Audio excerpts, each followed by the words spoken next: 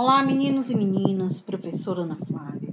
Estamos de volta com as nossas videoaulas, onde hoje vamos abordar sobre o segundo reinado no Brasil. Exatamente, sobre o período imperial, sobre o governo de Dom Pedro II, príncipe regente do nosso país, entre 1840 a 1889. Para iniciarmos a nossa aula, o que é que vocês vão fazer? Pegar o seu caderno para fazer anotações importantes sobre o nosso conteúdo de hoje.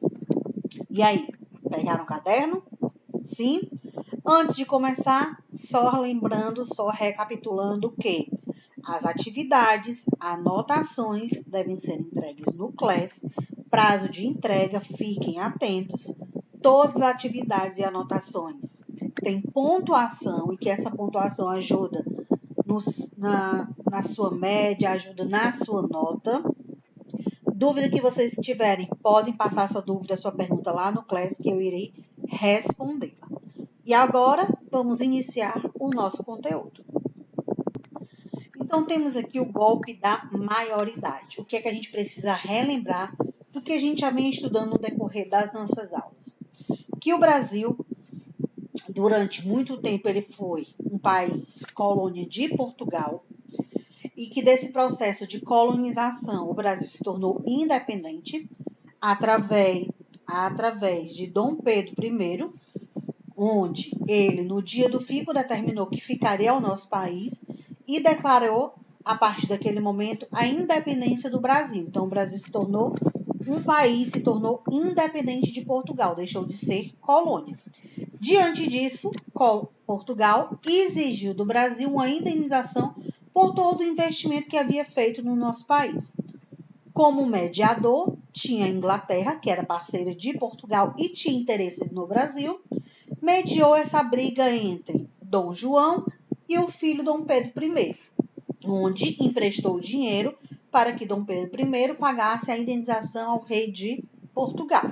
Diante disso, continuaram com as suas parcerias comerciais, onde o Brasil teve parceria com a Inglaterra com relação aos escravos, onde os navios negreiros, os escravos eram trazidos da África para o nosso país pelos ingleses para que eles fossem explorados no nosso território.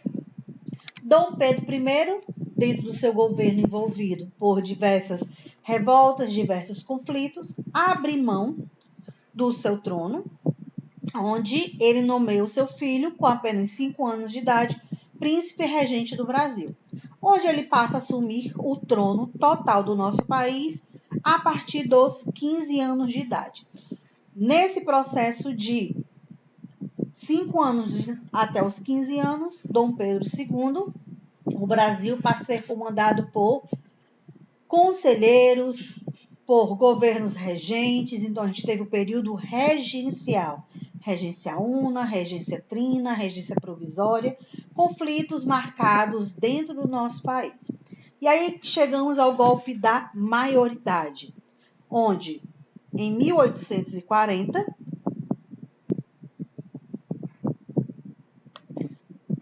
Dom Pedro II assume através do golpe da maioridade. Professora, por que golpe da maioridade? Porque ele não tinha completado 18 anos de idade. De acordo com a Constituição, Dom Pedro II só poderia assumir o trono a partir dos 18 anos. E o nome golpe da maioridade vem exatamente por isso, porque ele assume o trono antes de completar 18 anos.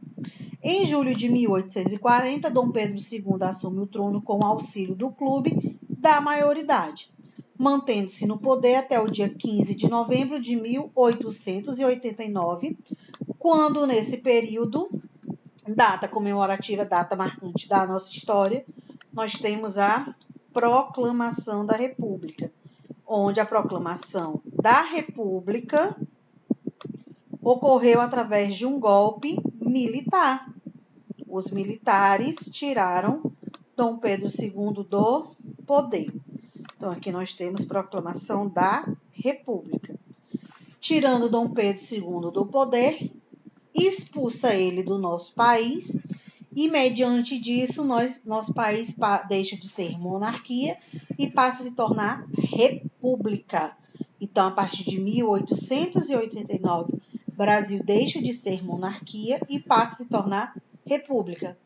Lembrando que, em 1840, Dom Pedro II assume o trono e fica no poder até 1889. O que é que vocês vão fazer neste momento? Colocar a pausa na aula e copiar essas informações no seu caderno. Mas aí você deve estar se perguntando, professora, mas como foi o governo de Dom Pedro II? Foi um governo marcado por conflitos, foi um governo marcado por leis abolicionistas, foi um conflito marcado pela escravidão, pelo domínio do café, pelos imigrantes dentro do nosso território. Então, a gente vai ver um pouco isso no decorrer das nossas aulas. Aqui nós temos características fundamentais. Retomada do poder moderador, o uso exclusivo do rei. Por quê?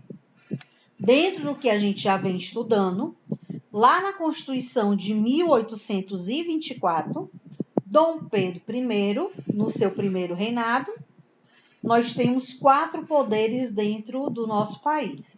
Poder executivo, legislativo, judiciário e o moderador, onde o moderador daria todos os poderes ao rei. Então, quando a gente vê aqui no segundo reinado, no governo de Dom Pedro II, a retomada do poder moderador significa que o rei passa a ter todas as decisões, ele passa a ser o poder maior dentro do nosso território. Somente 1% da população tem direito a voto. Esse 1% corresponde a homens, e esses homens eles são alfabetizados. O que isso quer dizer? Que eles sabem ler e escrever e são donos de terras. Então, só quem podia votar para escolher os representantes dos poderes executivo, legislativo e judiciário das províncias que eram ou hoje que a gente chama de estado, mas naquele período eram chamados de províncias. Nós tínhamos apenas homens alfabetizados e donos de terras. Isso significa que eram os grandes fazendeiros. O eixo da produção agrícola deslocou-se para a região sudeste, especificamente para o estado de São Paulo. Por que, professora? Porque aqui foi onde teve o maior processo de cultivo com café, fazendo com que o Brasil se tornasse um dos grandes mercados, porque ele exportava para os Estados Unidos e para a Europa. Então, o Brasil era o principal produtor de café do mundo e ele tinha um grande processo de exportação para os Estados Unidos, lembrando, país da América, e para a Europa, todos os países europeus. O café tornou-se o principal produto agrícola do período. Professora, qual mão de obra era utilizada no café? Nós tínhamos inicialmente a mão de obra escrava,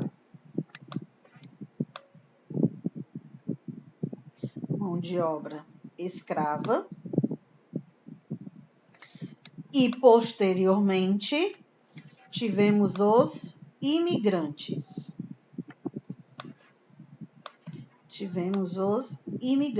Então, inicialmente com os escravos, que eram os negros trazidos da África pelos ingleses nos navios negreiros para serem comercializados, e depois os imigrantes após o processo da abolição da escravatura. O trabalho escravo foi sendo substituído pelos imigrantes. Qual o principal grupo de imigrantes que fez parte desse cultivo, dessa mão de obra, desse trabalho com o café? Os italianos. Lembrando a vocês que existia uma diferença entre os imigrantes e os escravos. Por quê? Os escravos eles não recebiam pelo seu trabalho. Já os italianos, eles recebiam, os imigrantes, né? Porque os italianos foram os primeiros imigrantes que chegaram no nosso país para trabalhar no café. Então, eles recebiam, eles eram assalariados. Tivemos também, durante o governo de Dom Pedro II, período de industrialização, que foi a modernização por conta do café. e a urbanização e desenvolvimento das grandes cidades. Principais cidades, nós temos São Paulo e Rio de Janeiro. O que é que vocês vão fazer nesse momento? Vão colocar a pausa, anotar todas as características e acrescentar as informações que estão sendo vistas na sua tela.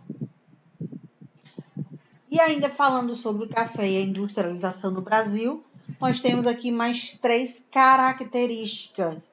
O clima e o solo da região sudeste era bastante favorável para o cultivo do café, especificamente em 2 territórios, São Paulo e Rio de Janeiro.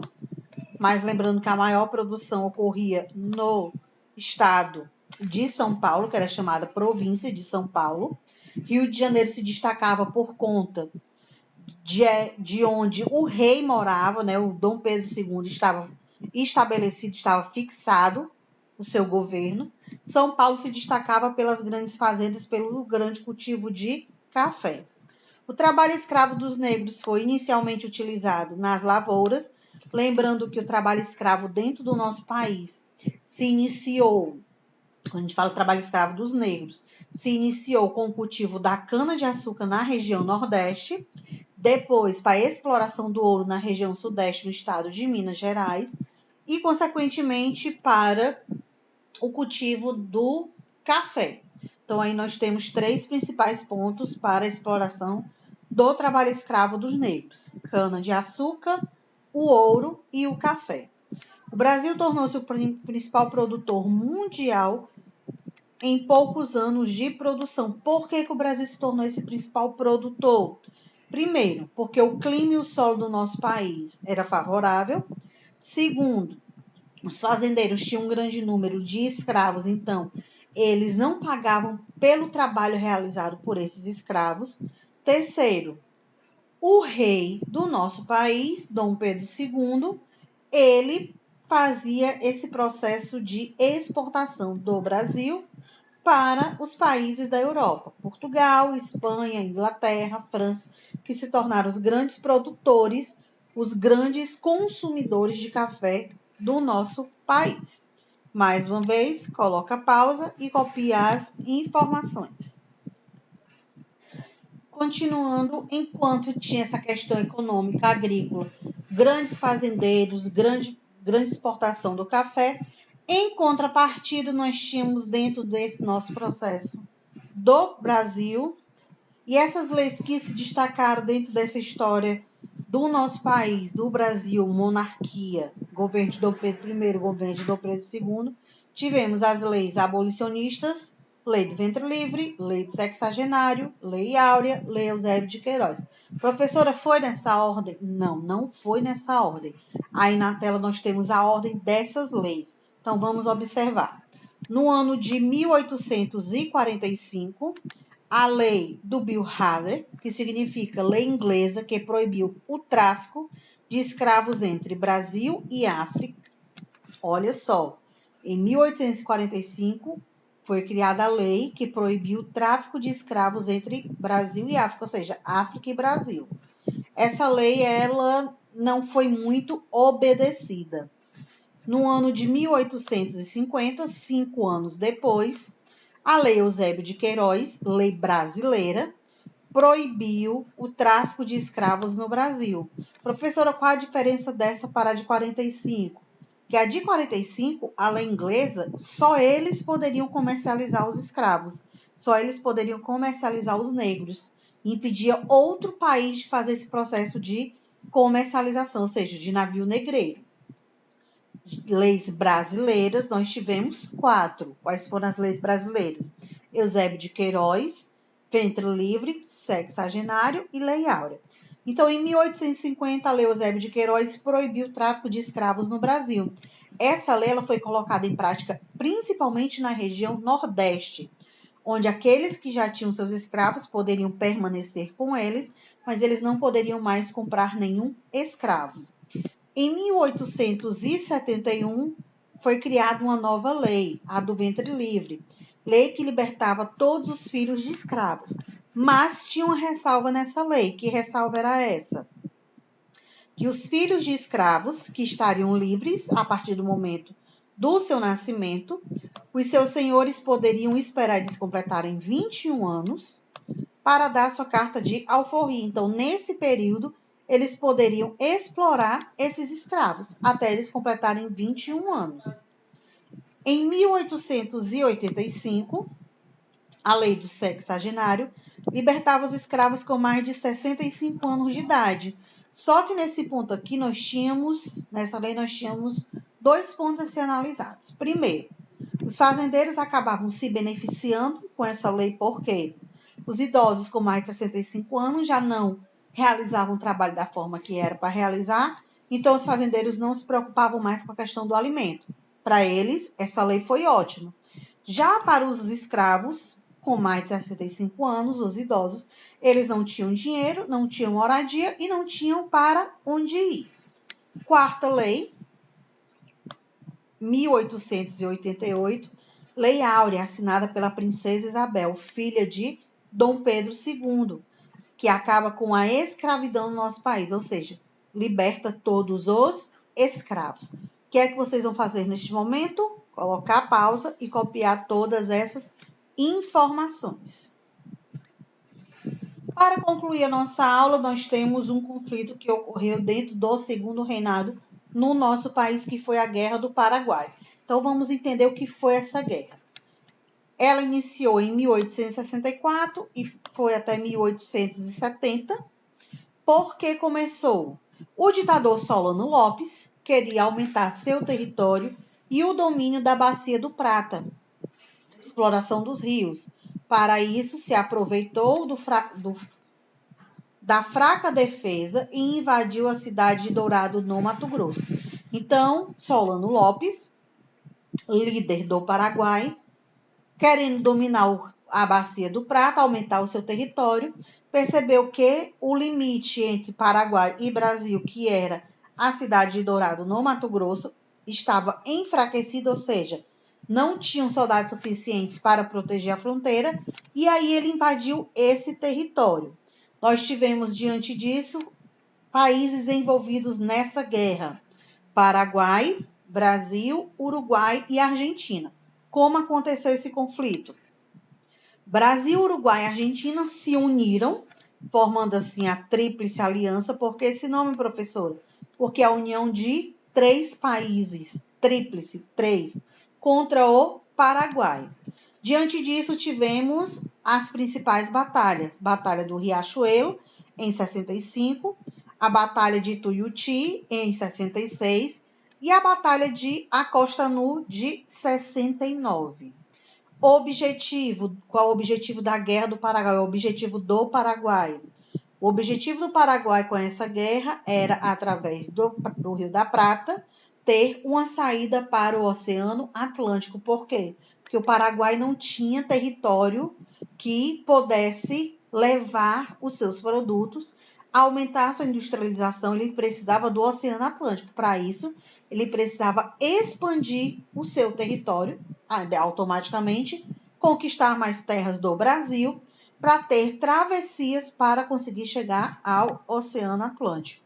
Resultado desse conflito: Paraguai perde cerca de 60% de sua população. Perde de que forma, professora? Morte, por conta do conflito, por conta da guerra. Acaba entrando em uma crise econômica que reflete até hoje no país por conta da Guerra do Paraguai. Esse conflito econômico ele vem durando até hoje. E já no lado do Brasil, apesar de ter saído vitorioso, o Brasil também sofreu com essa guerra. O governo, no caso, Segundo Reinado, Dom Pedro II, teve seu território enfraquecido. De que forma? Os militares passaram a querer o fim da monarquia e o nosso território se tornasse uma república, porque eles perceberam que o rei Dom Pedro II não estava mais conseguindo controlar os conflitos dentro do nosso território. O que é que vocês vão fazer mais uma vez? Colocar a pausa e copiar o mapa mental, porque aqui é um mapa mental que aparece na tela de vocês. E aqui chegamos ao fim da nossa aula de hoje, onde abordamos os principais pontos sobre o governo de Dom Pedro II, segundo reinado. Observamos sobre o golpe da maioridade, idade que ele foi declarado príncipe regente, como o Brasil se tornou uma monarquia, se tornou independente, por que o governo de Dom Pedro II começou em 1840 e chegou ao fim em 1889, onde 89 foi através de um golpe de Estado, através de um golpe dado pelos militares, tivemos a proclamação da República. Vimos as leis abolicionistas, principal produto exportador do Brasil, que foi o café, a mão de obra utilizada, que era a escrava e os imigrantes, e a questão da Guerra do Paraguai. Qualquer dúvida que vocês tiverem, podem perguntar no Class.